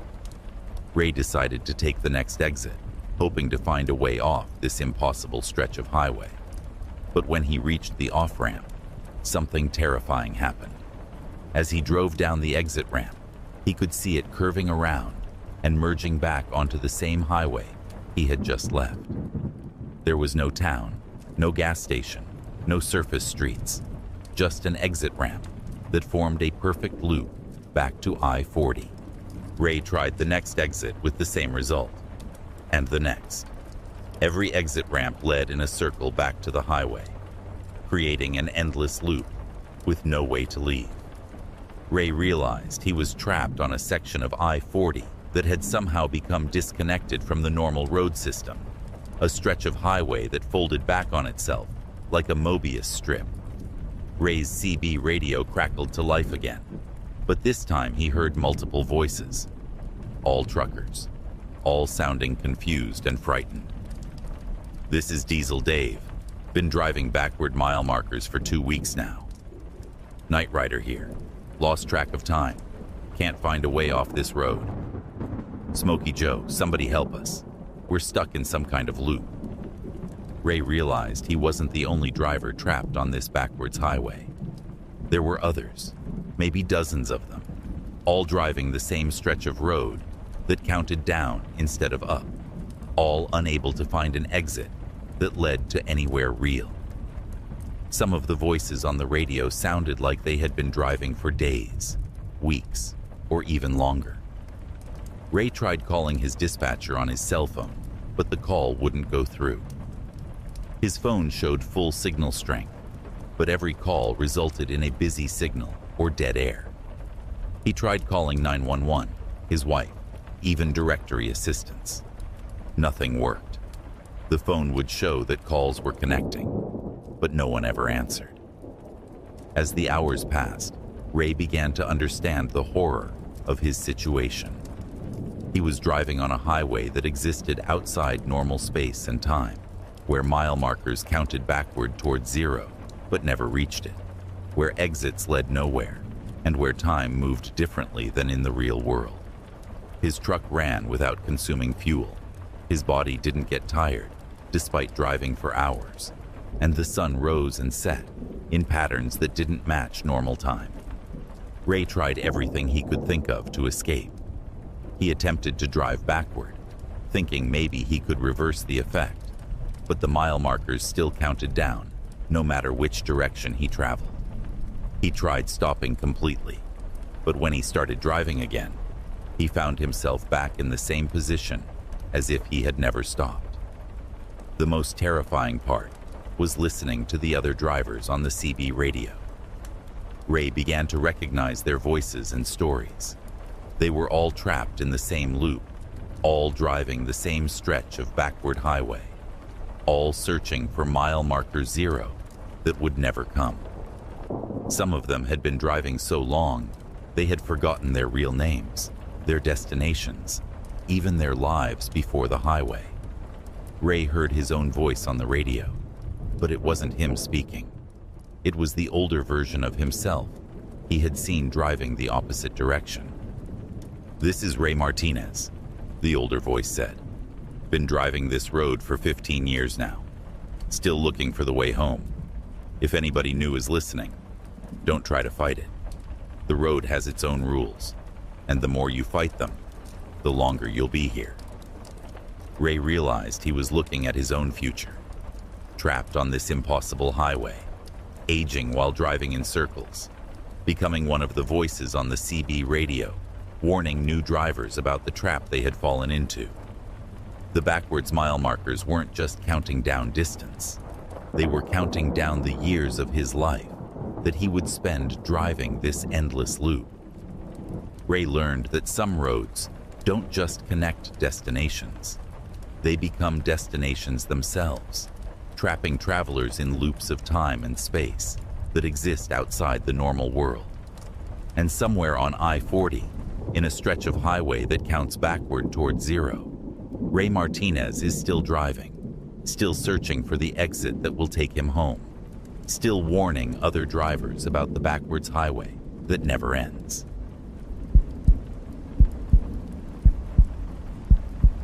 Jake Sullivan had been through hundreds of way stations during his 14 years of trucking, but the one on I-84 in eastern Oregon would be his last. It was a foggy November morning in 2020 when Jake pulled his fully loaded rig into what appeared to be a routine DOT inspection station. What he discovered there would change everything he thought he knew about the trucking industry. The way station looked normal enough from the outside: standard concrete platform, electronic scales, and a small building housing the inspection office. But as Jake drove onto the scale, he noticed something odd. The digital display showed his truck's weight, but it also displayed a second number that made no sense: 847 pounds. Jake's truck and trailer weighed 78,000 pounds loaded. So what was the extra 847 pounds measuring? Jake climbed down from his cab and walked toward the inspection office, expecting to find a DOT officer waiting with his paperwork. Instead, he found the building empty except for a single desk with a computer terminal. The screen was displaying Jake's truck information, but alongside the normal data, license plate, DOT number, cargo manifest, there were additional entries that made Jake's blood run cold. Under a section labeled Secondary Cargo, the computer listed personal memories, 127,000. Emotional attachments, 203. Regrets and guilt, 298 stalls. Unfulfilled dreams, 219 balls. Total psychological weight, 847,000. Jake stared at the screen, trying to process what he was seeing. The numbers matched exactly what the scale had shown as his excess weight. Jake heard footsteps behind him and turned to see a man in a DOT uniform entering the office. The officer looked normal enough, but something about his eyes seemed wrong. They were too bright, too knowing, as if he could see things that weren't supposed to be visible. "Mr. Sullivan," the officer said, consulting a clipboard, "we need to discuss your overweight situation." "Overweight?" Jake protested. "My truck weighs exactly 78,000 pounds. I checked it at the shipper." The officer smiled, but it wasn't a friendly expression. "I'm not talking about your cargo, Mr. Sullivan. I'm talking about what you're carrying that isn't listed on your manifest. The weight that doesn't show up on normal scales." The officer led Jake back to his truck and pointed at the scale display. "You're carrying 847 pounds of unregistered psychological cargo. That's a serious violation. You can't operate a commercial vehicle with that kind of emotional overload. It's dangerous to yourself and other drivers." Jake tried to laugh it off, thinking this was some kind of elaborate joke or training exercise. "Come on, officer. You can't weigh emotions. That's not how physics works." But the officer's expression remained serious. "Mr. Sullivan, you've been carrying the weight of your father's death for 12 years. You blame yourself for not being there when he had his heart attack. That guilt weighs 298 pounds. Jake felt his knees go weak. He had never told anyone about his father's death, about how he'd been on the road when it happened, about how he'd missed the funeral because he was stuck in a snowstorm in Montana. "How do you know about that?" he whispered. "You're also carrying 203 pounds of attachment to your ex-wife, Sarah," the officer continued, consulting his clipboard. "You still love her, even though she left you 3 years ago. You keep her picture in your wallet and call her number just to hear her voicemail message. That kind of emotional baggage affects your driving, Mr. Sullivan. Makes you distracted, unsafe." Jake's hands were shaking now. The officer knew things that were impossible to know, private thoughts and feelings that Jake had never shared with anyone. The 219 pounds of unfulfilled dreams. That's the weight of the farm you wanted to buy in Montana. You've been saving money for 8 years, but you're too afraid to take the risk. That fear is literally weighing you down. The officer walked around Jake's truck, running his hands along the trailer as if he could feel the invisible weight. "And then there's the 127 pounds of memories you're trying to forget. The accident you caused in Denver 5 years ago. Nobody died, but you remember the look on that family's faces when you ran the red light. You carry that with you every day." Jake started backing toward his truck, desperate to get away from this impossible conversation. "This is insane. You can't weigh memories. You can't measure guilt." But as he spoke, Jake felt something he'd never experienced before, a literal heaviness in his chest, as if his emotions were physical objects pressing down on him. The officer held up his hand to stop Jake from leaving. "I'm afraid I can't let you continue with this load, Mr. Sullivan. You're over the legal limit for psychological cargo. You need to unload some of this weight before you can proceed." The officer handed Jake a form that looked like a standard DOT citation, but the violation code was unlike anything Jake had ever seen. "Excess emotional cargo, Class A misdemeanor." "How am I supposed to unload emotions?" Jake asked, his voice cracking with panic. The officer pointed to a small building next to the weigh station that Jake hadn't noticed before. "That's our psychological cargo facility. You can store your emotional weight there. Pick it up on your way back if you want." Most drivers find they don't need it anymore. Jake looked at the building and felt a chill run down his spine. It was windowless, concrete, with a single steel door marked "Authorized Personnel Only." But he could hear sounds coming from inside.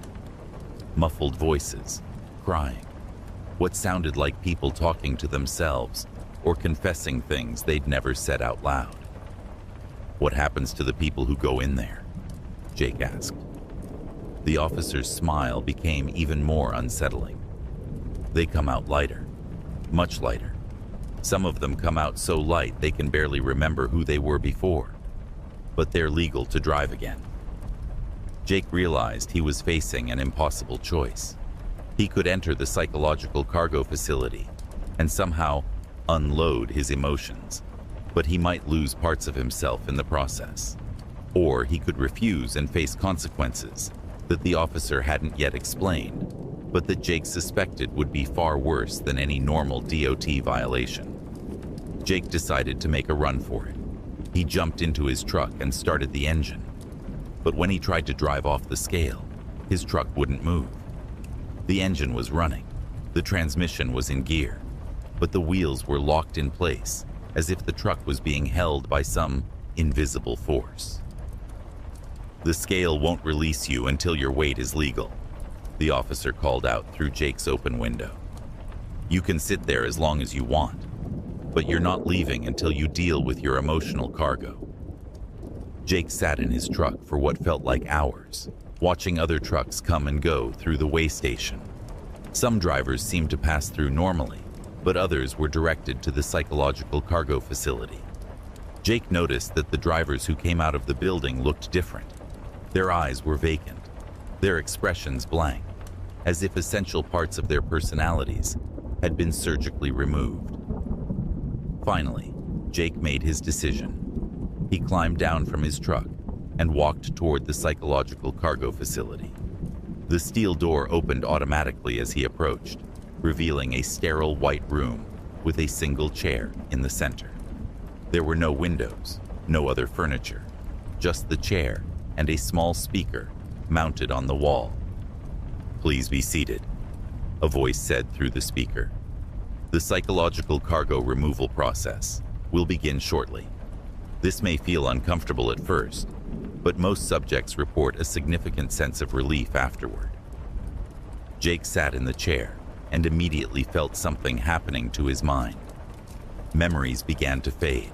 Emotions became distant and muted.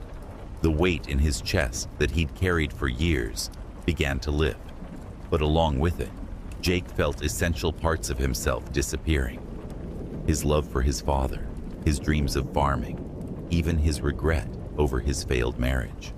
All of it was being drained away. When Jake emerged from the building 20 minutes later, he felt lighter than he had in years.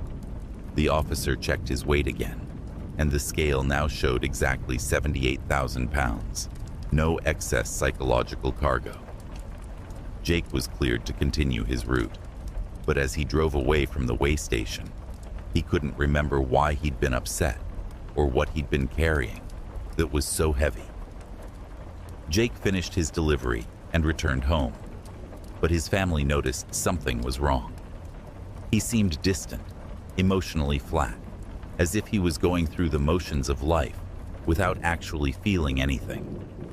Jake couldn't remember what he'd lost, but he knew something important was missing. Jake never drove through that stretch of I-84 again, but he heard from other truckers about the weigh station that measured more than just cargo. Some drivers sought it out, wanting to get rid of emotional baggage that was weighing them down. Others avoided the area entirely, knowing that some weight is meant to be carried, that the things we feel, even the painful things, are what make us human.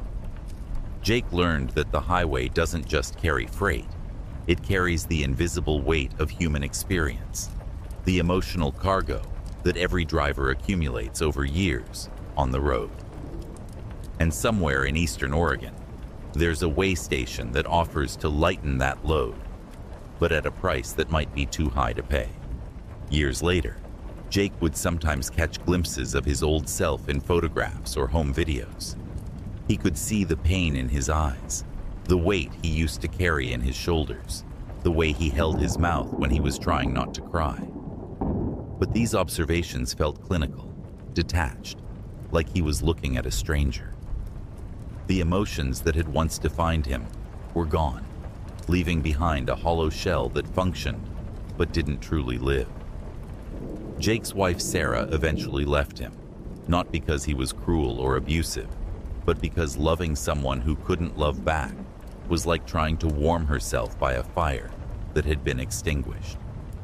"It's like you're not really here anymore," she told him during their last conversation. "You look like Jake, you sound like Jake, but the person I married, the one who used to cry at movies and get excited about sunsets, he's gone."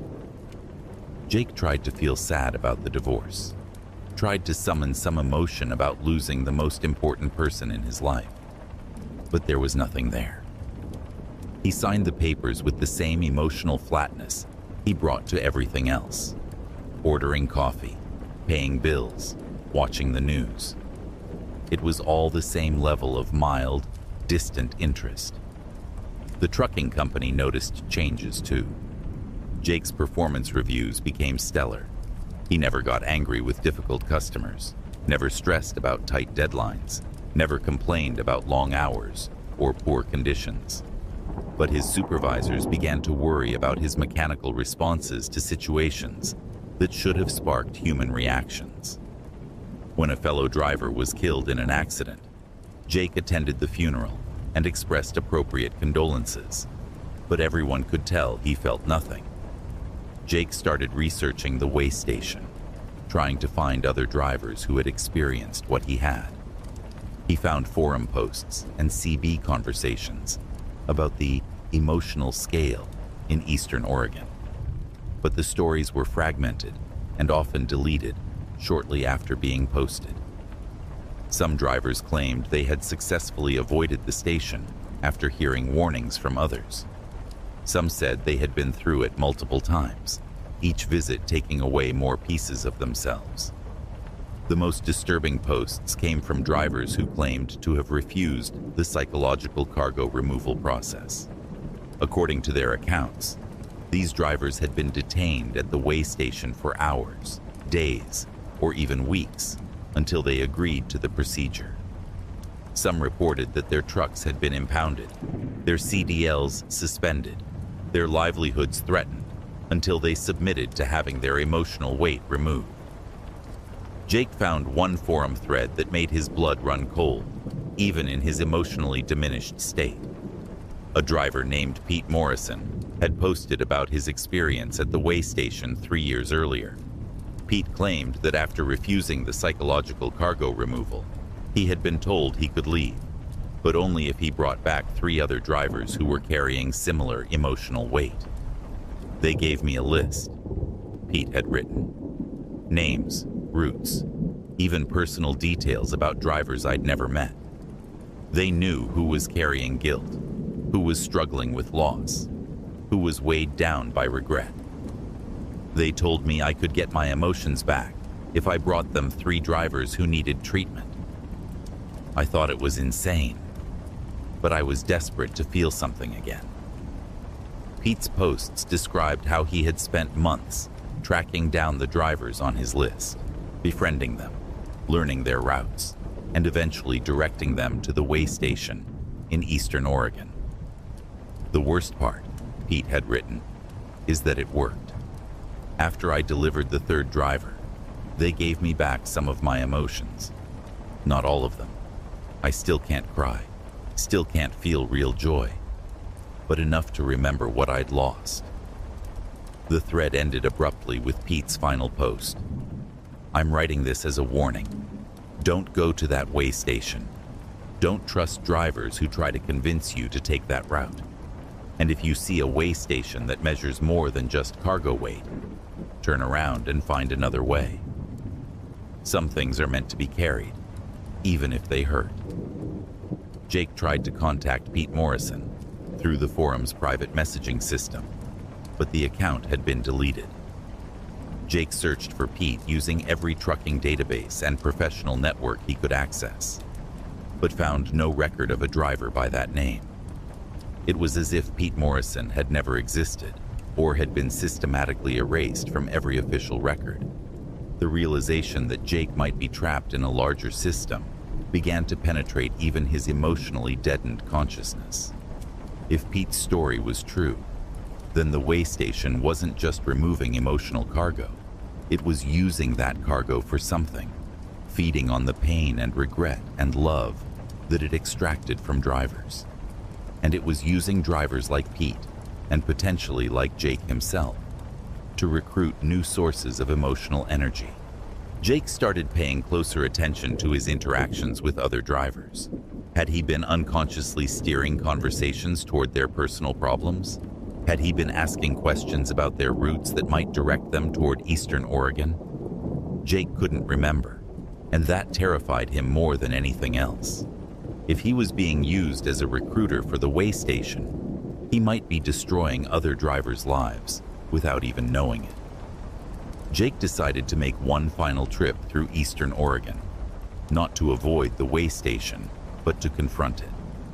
He needed to understand what had been done to him and whether there was any way to reverse it. He prepared carefully, documenting his route, leaving detailed notes with friends about his destination, and setting up automated messages to be sent if he didn't check in at specific times. When Jake reached the way station, it looked exactly as he remembered.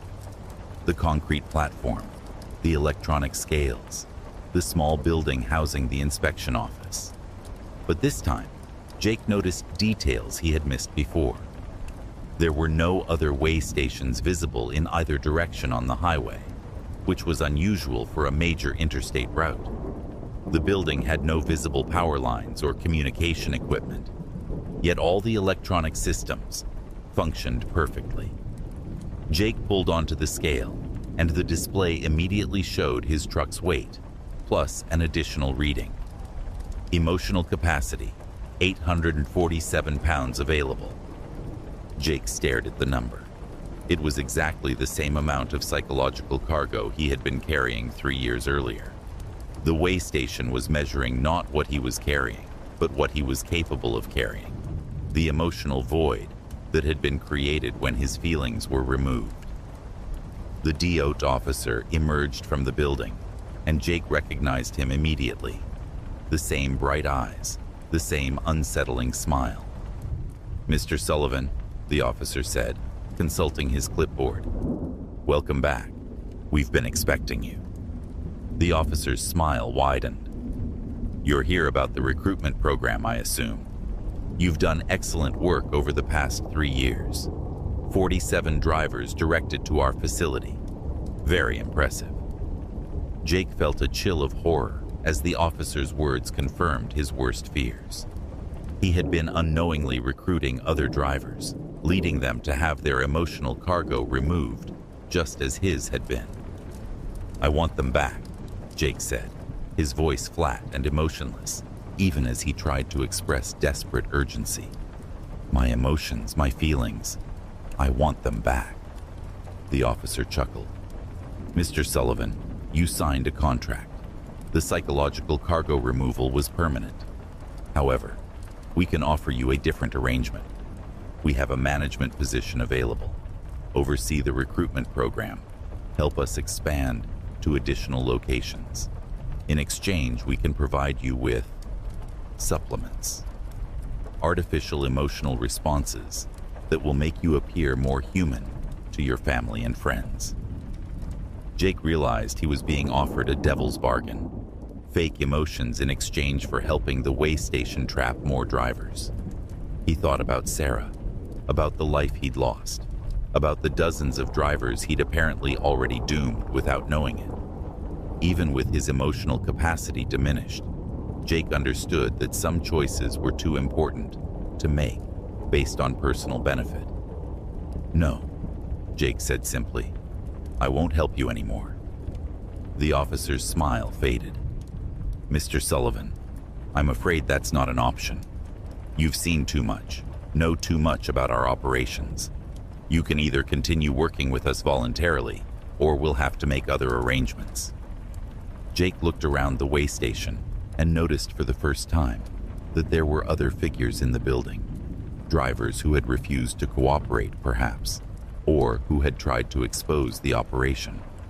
They moved mechanically, performing maintenance tasks around the facility, their eyes as vacant as Jake's had become, but somehow even more empty, as if they had been stripped of not just emotions, but free will itself. Jake made his final choice. He climbed back into his truck and drove off the scale without permission, heading west toward the setting sun. Behind him, he could hear alarms sounding and vehicles starting up in pursuit, but Jake didn't look back. He had spent 3 years as an unwilling recruiter for something he didn't understand, had destroyed dozens of lives without knowing it, and had lost everything that made him human. As Jake drove into the desert night, he couldn't feel fear or hope or regret about what might happen next.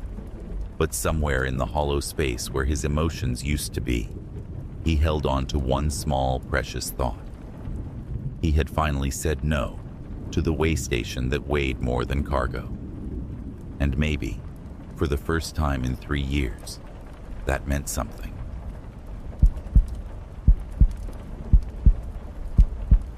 Bobby Chen had been driving for Midwest Freight Lines for 6 years when he started getting calls from the night shift dispatcher who didn't exist. It began on a rainy Thursday night in October 2021, somewhere between Kansas City and St. Louis on I-70. Bobby was running behind schedule due to weather delays when his Qualcomm unit beeped with an incoming message at 2:47 a.m. The message was from Dispatcher 7, a designation Bobby had never seen before. All the dispatchers at Midwest Freight used their real names in the system. Sarah, Mike, Janet, and Tom covered the various shifts. There was no Dispatcher 7, and Bobby had never heard of anyone using just a number instead of their name. Driver 421, this is dispatch. Take exit 89 for alternate route. Construction ahead will delay you 3 hours. Acknowledge. Bobby checked his GPS and his trucking atlas. Exit 89 was coming up in about 5 miles, but according to his information, it led to a small farm road that didn't connect to any major highways. There was no alternate route through that exit. Bobby keyed his mic to respond via the Qualcomm. Dispatch, this is Bobby Chen, truck 421. Can you confirm that route? Exit 89 doesn't show any through roads on my map. The response came back immediately. Driver Chen, trust dispatch. Take exit 89. Time is critical. Lives depend on your compliance. The phrase, lives depend on your compliance, sent a chill down Bobby's spine. In 6 years of trucking, he'd never heard a dispatcher use language like that. Bobby tried calling the main dispatch number on his phone, but it went straight to voicemail, unusual for a 24-hour operation that always had someone on duty. Bobby decided to trust his experience over the mysterious message. He stayed on I-70, figuring he'd deal with whatever construction delays lay ahead. But 20 minutes later, his Qualcomm beeped again.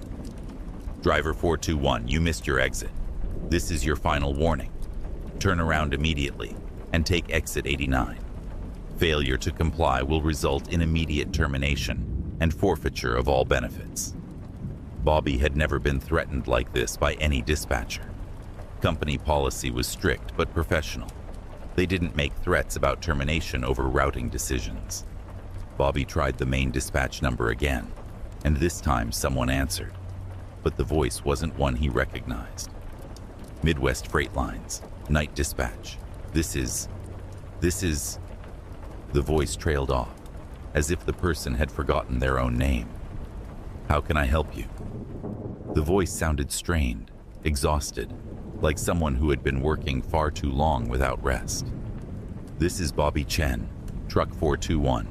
I'm getting strange routing instructions from someone calling themselves Dispatcher 7. Can you verify this route? There was a long pause. Then, Dispatcher 7? I don't know about any Dispatcher 7. I'm the only one here tonight. I've been the only one here for another pause. How long have I been here? Bobby felt his hands tighten on the steering wheel. Who is this? What's your name? But the line had gone dead. Bobby tried calling back multiple times, but now the number wasn't even ringing. It just went to a busy signal. Bobby's Qualcomm beeped again.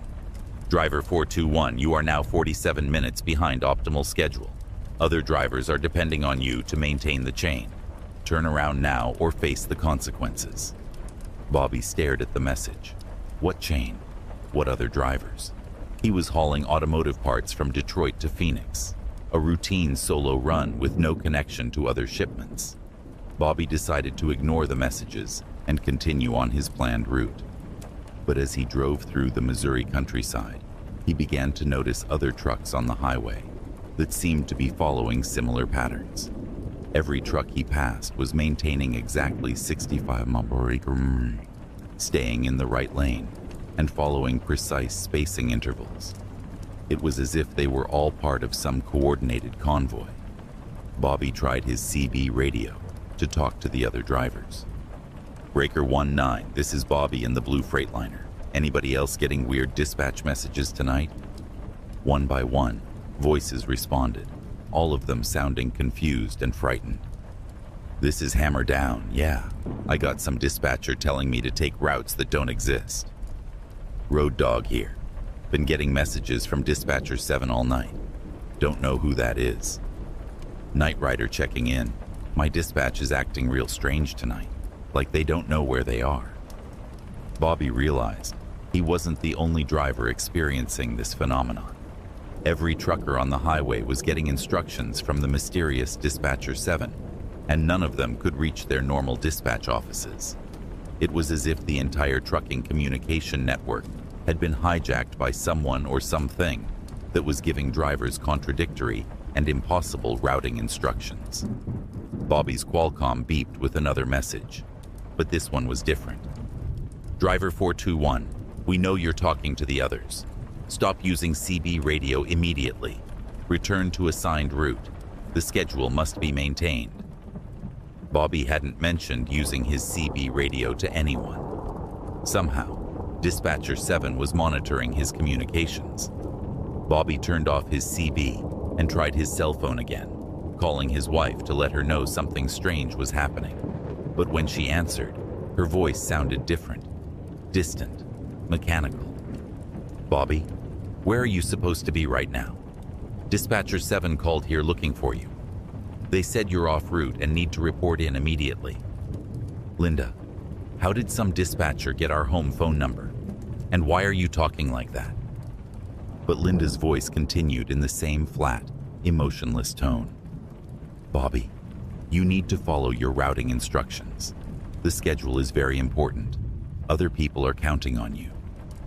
Bobby hung up and tried calling his brother, his best friend, even his mom. Every person he called gave him the same message in the same mechanical voice. Follow the routing instructions. Maintain the schedule. Don't deviate from the plan.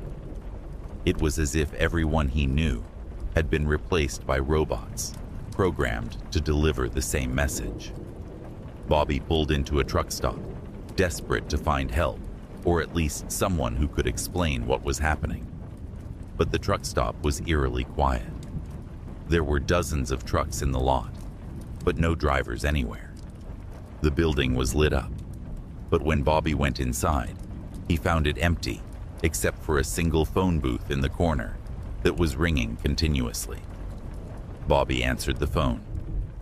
Driver 421, said the now familiar voice of Dispatcher 7. You have disrupted the schedule. The chain is broken. Other drivers are stranded because of your non-compliance. Bobby could hear background noise through the phone, multiple voices, all sounding panicked and confused. What schedule? What chain? I'm just hauling auto parts, Bobby shouted into the phone. You are part of a larger system, Dispatcher 7 replied. Every driver, every load, every mile is connected. When one driver deviates, the entire network suffers. You must return to your assigned route immediately. Bobby hung up and ran outside, but something had changed. The truck stop parking lot was now full of drivers, but they were all standing perfectly still next to their trucks, staring at Bobby with expressions of desperate pleading. They opened their mouths as if trying to speak, but no sound came out. They pointed at their trucks, then at Bobby, then made gestures as if they were trapped and needed help. Bobby understood with growing horror that these drivers had all refused to follow Dispatcher 7's instructions and were now somehow trapped, unable to leave the truck stop, unable to speak, able only to stand by their trucks and wait for what? Bobby ran back to his truck and started the engine. His Qualcomm immediately beeped with a final message. Driver 421, last chance. Take exit 89 and follow the prescribed route. Join the network willingly or become part of it permanently. Bobby looked back at the trapped drivers in the parking lot, still standing motionless by their trucks. Bobby made his choice. He drove back to exit 89 and took the farm road that his maps said led nowhere. But as he drove deeper into the Missouri countryside, the road began to change. It widened into a proper highway with mile markers and exit signs that weren't on any map. He passed other trucks, all maintaining perfect spacing and speed, all following the same mysterious route that didn't officially exist. Bobby never found out who or what Dispatcher 7 was, but he learned that the trucking industry operates on networks that extend far beyond the official logistics systems. Somewhere in the space between mapped roads and documented routes, there's a shadow network that moves cargo and drivers according to schedules that serve purposes no one understands. And once you become part of that network, following routes that don't exist to destinations that aren't on any map, you might never find your way back to the roads you used to know.